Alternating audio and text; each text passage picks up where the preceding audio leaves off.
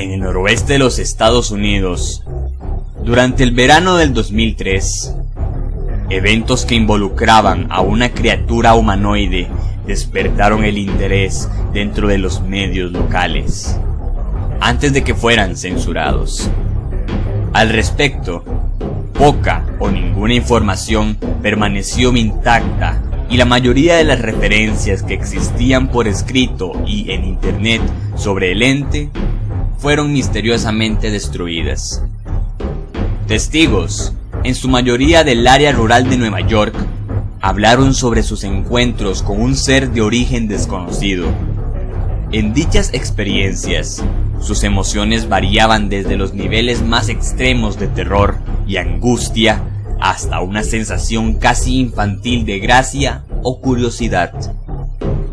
Aunque estos testimonios ya no existen, a pesar de haber sido publicados, los recuerdos permanecen en carne viva.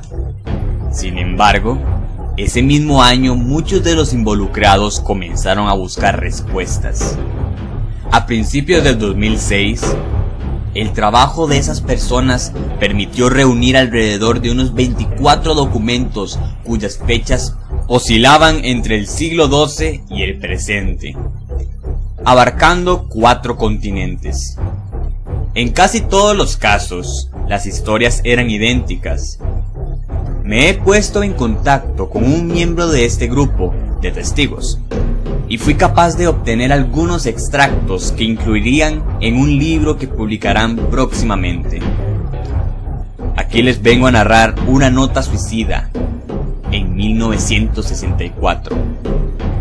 Mientras me preparo para quitarme la vida, necesito aliviar cualquier culpa o dolor que pudiera causar con este acto. La culpa no es de nadie, solo de él. El primer día, al despertar, sentí su presencia. Al abrir los ojos la siguiente mañana, lo vi. El siguiente amanecer, cuando desperté, escuché su voz y vi sus ojos. No puedo dormir sin el temor de lo que podría experimentar la próxima vez que despierte. No puedo siquiera volver a despertar. Adiós. Dentro de la misma caja donde se encontró la nota, habían 2 sobres vacíos, dirigidos a William y Rose, y una carta, vagamente escrita, sin firma. Decía: querida Lini, recé por ti. Él pronunció tu nombre. El fragmento de un diario traducido del castellano de 1980 decía: he experimentado el más profundo terror. He experimentado el más profundo terror. He experimentado el más profundo terror. Veo sus ojos cuando cierro los míos. Están huecos, negros. Ellos me miraron y me atravesaron. Su mano húmeda. No dormiré. Su voz. La bitácora de un marinero en 1691 dice: él vino a mí mientras dormía. Sentí algo al pie de mi cama. Se llevó todo. Debo regresar a Inglaterra. No regresaré aquí porque el rastrillo me lo pidió. La historia de un testigo en el 2006 decía: hace 3 años, acababa de regresar de un viaje a las cataratas del Niágara con mi familia. Todos estábamos agotados tras un largo día de viaje en carretera. Así que mi esposo y yo llevamos a los niños a dormir y nos fuimos a descansar. Alrededor de las 4 de la mañana me desperté pensando que mi esposo se había levantado para ir al baño. Aproveché el momento para cubrirme con las sábanas, pero al hacerlo, lo desperté. Me disculpé y le dije que pensé que se había salido de la cama. Cuando él volteó para mirarme, dio un grito ahogado y retiró sus pies de la orilla de la cama tan rápido que casi me tira con una rodilla. Entonces me sujetó, sin decir nada. Cuando mi vista se ajustó a la oscuridad, pude ver lo que hizo que reaccionara así. Al pie de la cama, sentado y volteando su rostro sin mirarnos, había algo que parecía ser un hombre desnudo, o un tipo de perro enorme sin pelo. Su posición corporal era perturbadora y poco natural, como si hubiese sido atropellado o algo.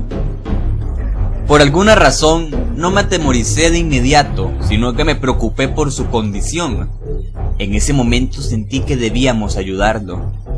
Mi esposo lo observaba por encima de su brazo y rodilla, agazapado en posición fetal, mirándome ocasionalmente y luego viendo a la criatura. En un movimiento muy veloz, el ser se arrastró al lado de la cama y luego, reptando, se trepó en ella hasta que estuvo muy cerca del rostro de mi esposo. La criatura permaneció en completo silencio por casi medio minuto, o quizá fueron los solo 5 segundos. A mí me pareció eterno, simplemente observando a mi marido.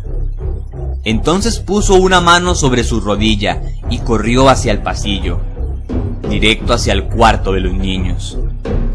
Grité y corrí a encender la luz, tratando de detenerlo antes de que le hiciera daño a mis hijos. Cuando llegué al corredor, la luz del cuarto me permitió verlo agacharse y encorvarse a unos 6 metros de mí. Se volteó y me miró fijamente, cubierto de sangre. Entonces encendí el foco y vi a mi hija Clara. La criatura bajó las escaleras y mi esposo y yo corrimos a ayudar a nuestra pequeña. Estaba gravemente herida y con las débiles palabras alcanzó a decir: "Él es el rastrillo". Mientras llevaba a nuestra hija al hospital a toda velocidad, mi esposo se salió del camino y cayó en un lago. Ninguno de los dos sobrevivió. Como este es un pueblo pequeño, las noticias se difunden con gran facilidad.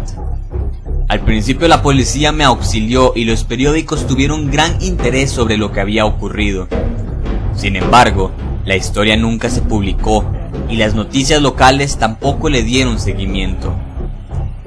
Durante varios meses, mi hijo Justin y yo nos hospedamos en un hotel cerca de la casa de mis padres. Cuando me decidí a regresar a casa, comencé a buscar respuestas por mí misma. Finalmente pude localizar a un hombre del pueblo, vecino, que vivió una historia similar. Nos pusimos en contacto y comenzamos a platicar sobre nuestras experiencias. Él conocía a otras 2 personas en Nueva York que también habían vivido y visto a la criatura, a lo que ahora llamábamos el rastrillo. Pasaron 2 años de intensa búsqueda de parte de todos nosotros, a través de cartas y por internet, antes de dar con la pequeña colección de documentos que proporcionaban evidencia de los avistamientos del rastrillo. Estos no tenían historia, ni daban detalle, ni le daban seguimiento al caso. Solo teníamos lo que alguien había escrito en un diario, en donde se mencionaba a este ser solo en las primeras 3 páginas, para nunca volver a nombrarlo. También encontramos la bitácora de un barco, la cual no explicaba nada sobre el encuentro y solo mencionaba, en el último registro, que el rastrillo le había indicado al autor que se fuera. Empezamos a notar que, en muchos casos, la criatura hacía una serie de visitas a la misma persona durante un periodo de tiempo indeterminado. Varios individuos mencionaron en esos registros que el ser les había hablado, mi hija incluida. Esto nos llevó a preguntarnos si el rastrillo había visitado a cualquiera de nosotros antes de nuestros últimos encuentros con él.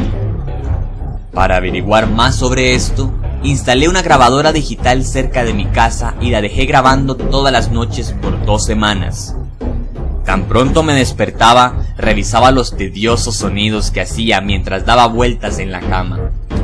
Al final de la segunda semana, estaba acostumbrada a los ruidos que hacía cuando dormía, mientras escuchaba la grabación a 8 veces su velocidad normal.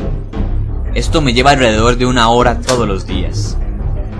El primer día de la tercera semana, creí escuchar algo distinto. Era una voz aguda. Era el rastrillo. No soporto escucharla el tiempo suficiente para siquiera transcribir lo que dice. Tampoco he permitido que nadie más la oiga. Todo lo que sé es que lo he escuchado antes y comienzo a creer que habló cuando estuvo frente a mi esposo. No recuerdo haber oído nada en ese preciso momento, pero por alguna razón, la voz en la grabadora me hace recordar ese instante.